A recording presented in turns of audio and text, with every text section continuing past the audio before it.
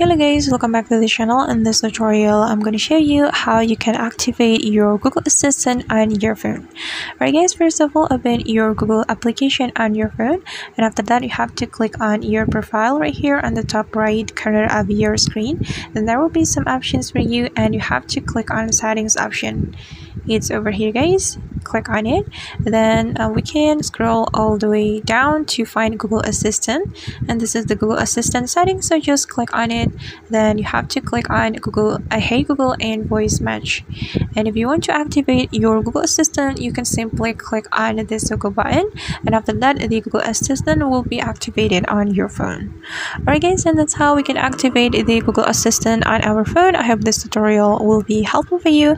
Thank you so much for watching, and if you find this tutorial is useful, don't forget to hit the like button, leave your comments, and also subscribe to this channel. See you on the next video guys.